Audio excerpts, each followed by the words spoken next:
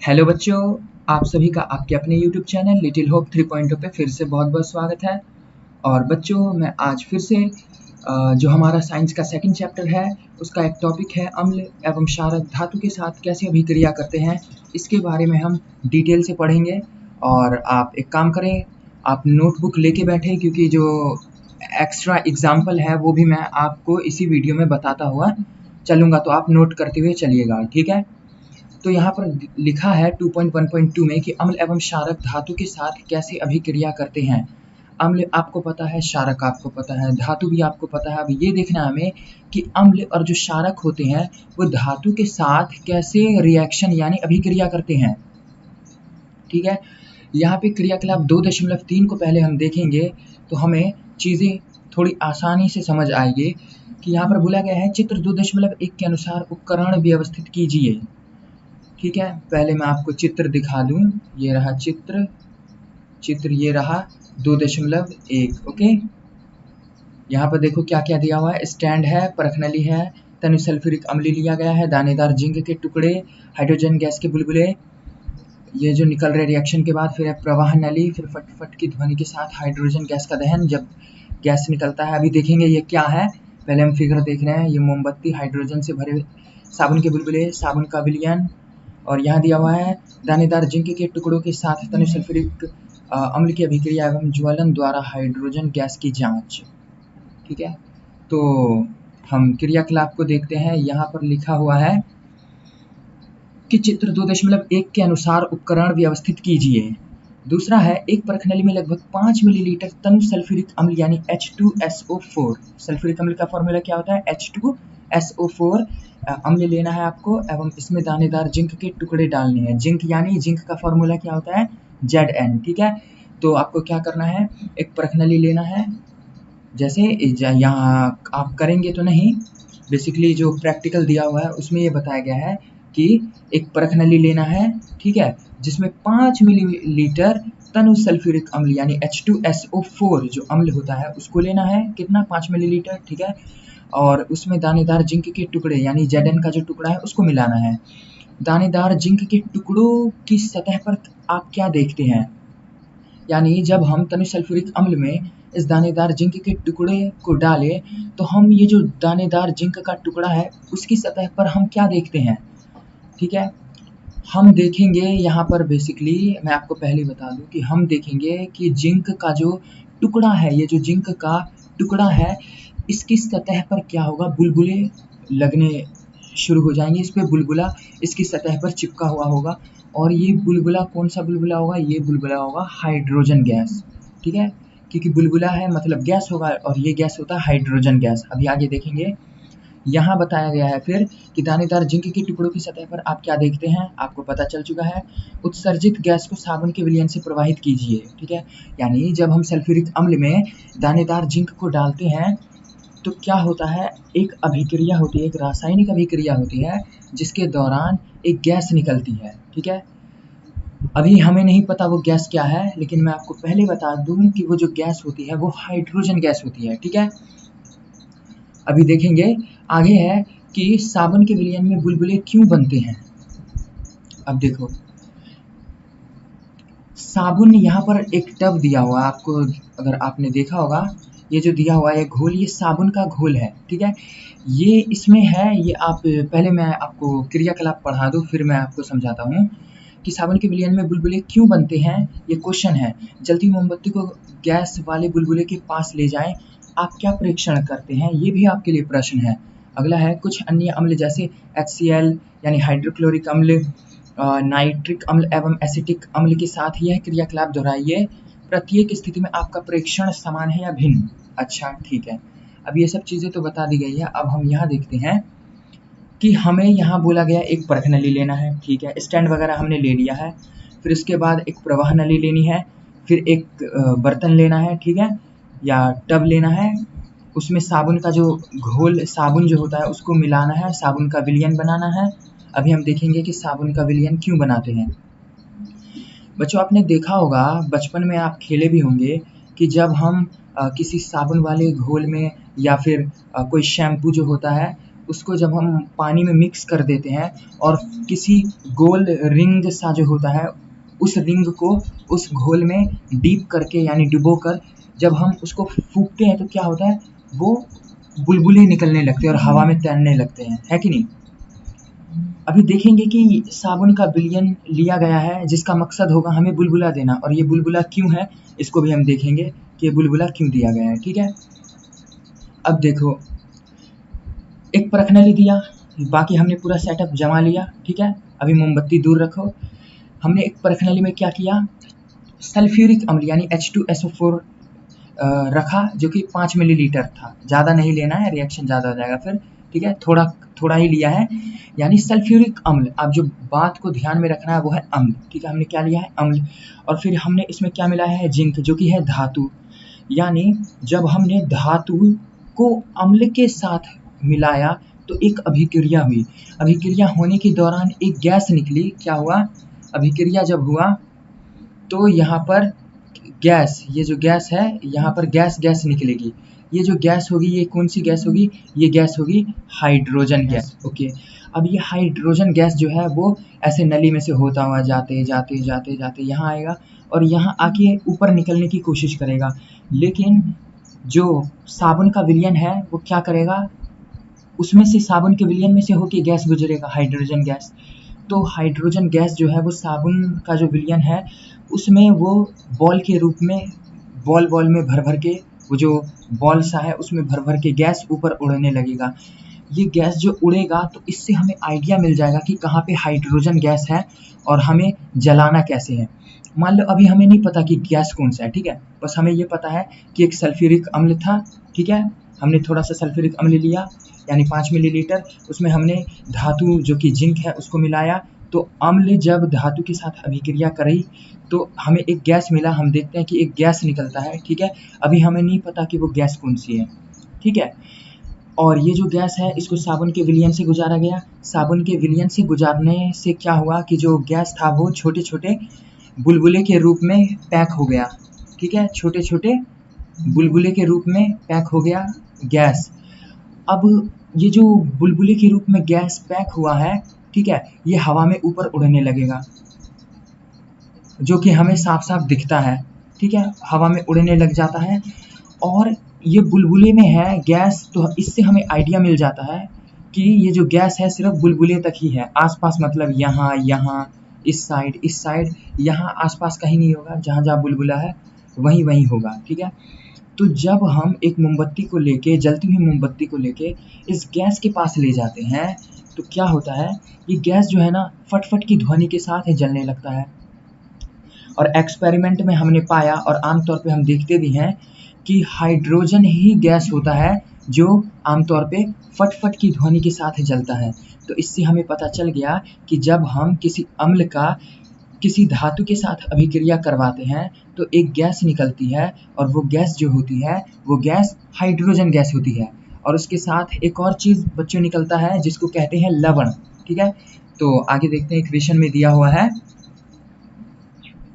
देखो यहाँ बोला गया है, ध्यान दीजिए कि ऊपर दी गई अभिक्रिया में धातु अम्लों से हाइड्रोजन परमाणुओं का हाइड्रोजन गैस के रूप में विस्थापित करती है।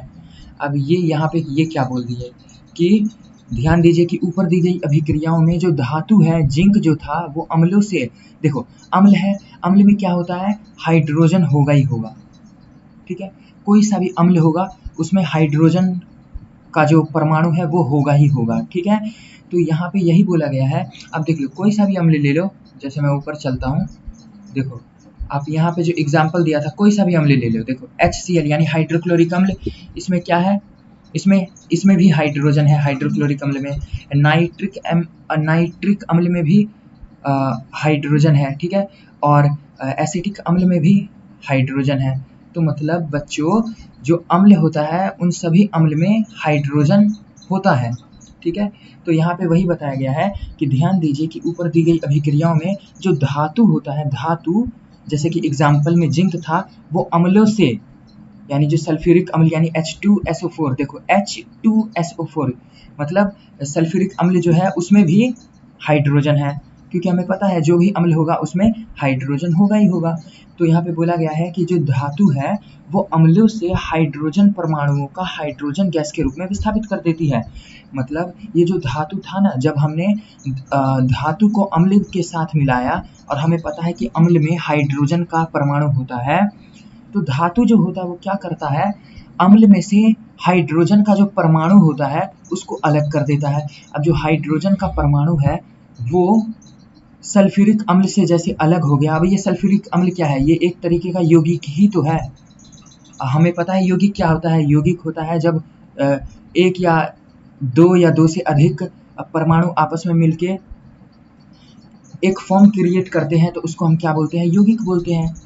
जैसे देखो H2SO4 यानी सल्फ्यूरिक अम्ल में क्या है, देखो हाइड्रोजन भी है, जैसे मैं लिख के यहाँ पर दिखाऊं कि देखो H2, ठीक है, H2SO4। अब देखो यहाँ पर क्या है, हाइड्रोजन भी है, ठीक है, यहाँ पे क्या है, देखो हाइड्रोजन भी है, यहाँ पे मैं 4 लिख दूँ, देखो यहाँ पे हाइड्रोजन भी है, सल्फर भी है, ऑक्सीजन भी है। मतलब 3 परमाणु मिलके एक फॉर्म क्रिएट किया जिसको हम क्या बोले, यौगिक बोलते हैं, ठीक है। तो जब हम अम्ल में धातु को मिलाते हैं तो धातु जो होता है वो अम्ल, ये भी अम्ली है, तो धातु जो होता है वो अम्ल से जो हाइड्रोजन होता है उस बेचारे को अलग कर देता है। अब ये हाइड्रोजन है, ये अलग भटकने लगेगा, ठीक है। अब हाइड्रोजन जो है ये अलग हो गया, मतलब ये अलग हो गया तो ये गैस के रूप में आ जाएगा, ठीक है, क्योंकि हाइड्रोजन तो अकेला रह ही नहीं सकता, अकेला रहेगा गैस के रूप में रह सकता है, ठीक है। तो ये हाइड्रोजन गैस के रूप में आ जाएगा। और जो हमने क्रियाकलाप, जो एक्टिविटी हमने यहाँ देखा, इसमें जो गैस निकल रहा था अम्ल और धातु के रासायनिक अभिक्रिया से जो गैस निकल रहा था वो भी कौन सा गैस था, हाइड्रोजन गैस था। तो बच्चों आपको ये समझ आ गया होगा कि जब भी धातु अम्ल के साथ अभिक्रिया करता है तो एक लवण मिलता है और एक हाइड्रोजन गैस मिलता है। आप बोलोगे अभी तो लवण का यहाँ पर जिक्र ही नहीं हुआ, तो देखो यहाँ पे बोला गया है कि हाँ, कि एक और यौगिक बनता है जिसे लवण कहते हैं। देखो बोल दिया गया ना, जिसे लवण कहते हैं। अम्ल के साथ धातु की अभिक्रिया को इस प्रकार व्यक्त कर सकते हैं, मतलब साधारण सा जो इक्वेशन है वो कुछ यूं है, ये वाला जो समीकरण है वो यूं है, ठीक है। मतलब कि जब अम्ल धातु के साथ अभिक्रिया करता है तो लवण बनता है और हाइड्रोजन गैस निकलता है। और क्या निकलता है, हाइड्रोजन गैस निकलता है। तो आप इस बात को एकदम ध्यान में रखें, ठीक है, कि अम्ल जब धातु के साथ अभिक्रिया करता है तो क्या बनता है, लवण और हाइड्रोजन गैस। बच्चों आप कॉपी और पेन लें और उसमें एग्जाम्पल को लिखें।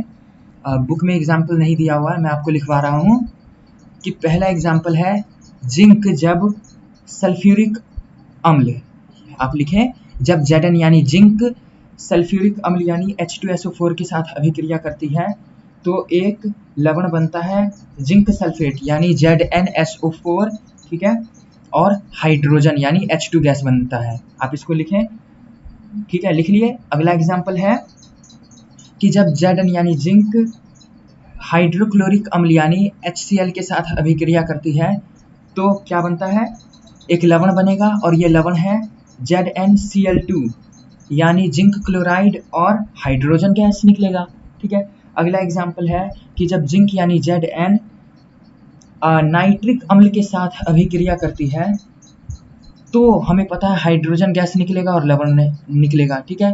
तो जब जिंक यानी Zn नाइट्रिक अम्ल यानी HNO3 के साथ अभिक्रिया करती है तो ZnNO3 का होल ट्वाइस लिखिए। आप लिखिए कि पहले Zn लिखे, फिर ब्रैकेट में NO3, फिर ब्रैकेट के बाहर 2 यानी Zn NO3 का होल ट्वाइस। फिर से सुने, जब Zn यानी जिंक नाइट्रिक अम्ल यानी HNO3 के साथ अभिक्रिया करती है तो ZnNO3 का होल ट्वाइस यानी जिंक नाइट्रेट और हाइड्रोजन गैस जो कि कंपलसरी है यानी H2 निकलता है। तो आप ये जो 3 एग्जाम्पल है उसको ध्यान में रखें, ठीक है। इस वीडियो के एंड में मैं वो जो इमेज है, पिक्चर है कुछ क्वेश्चंस के, और ये जो एग्जाम्पल है इसका मैं आपको पिक्चर वीडियो के एंड में दे दूंगा, ठीक है। तो आगे बढ़ते हैं। आगे लिखा हुआ है कि क्रियाकलाप 2.4 पहला है, एक परख नली में जिंक के कुछ दानेदार टुकड़े रखिए। जिंक यानी Zn जो है उसके कुछ दानेदार टुकड़े लेने हैं, उसमें 2 मिलीलीटर सोडियम हाइड्रोक्साइड। अब देखो सोडियम हाइड्रोक्साइड जो है ये क्या है, ये क्षारक होता है, ठीक है, का घोल मिलाकर उसे गर्म कीजिए। तत्पश्चात क्रियाकलाप 2.3 के अनुसार क्रियाओं को दोहराइए एवं अपने प्रेक्षण को लिखिए। ओके, थोड़ा सा स्लाइड कर लें, ठीक है। यहाँ पर बोला गया है इस अभिक्रिया को निम्न प्रकार से लिख सकते हैं। देखो बच्चों, ऊपर वाला जो था वो था कि जब अम्ल धातु के साथ अभिक्रिया करती है तो लवण और हाइड्रोजन गैस बनता है, ठीक है।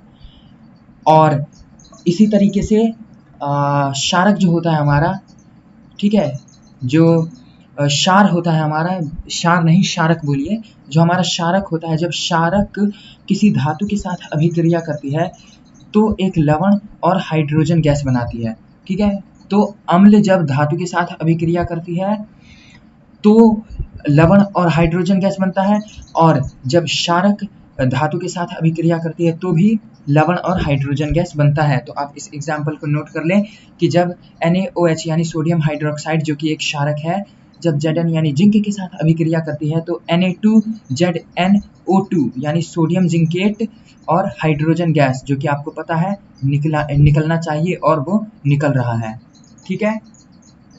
तो ये जो है ये हमारा एग्जाम्पल हो गया कि जब क्षारक धातु के साथ अभिक्रिया करती है तो क्या रासायनिक अभिक्रिया होती है, यानी उत्पाद के रूप में हमें क्या मिलता है। आगे है, आप देखेंगे कि अभिक्रिया में पुनः हाइड्रोजन बनता है, किंतु ऐसी अभिक्रियाएं सभी धातुओं के साथ संभव नहीं है। बिल्कुल बच्चों, आप देखेंगे बहुत सारी धातुएं होती हैं, ठीक है, कई ऐसी धातुएं हैं जब माफ करिएगा, बहुत ऐसी अम्ल और क्षारक होते हैं जब उसको धातु के साथ अभिक्रिया कराई जाती है, ठीक है, तो हाइड्रोजन गैस नहीं बनता है, वो क्या बन जाता है, पानी बन जाता है, ठीक है।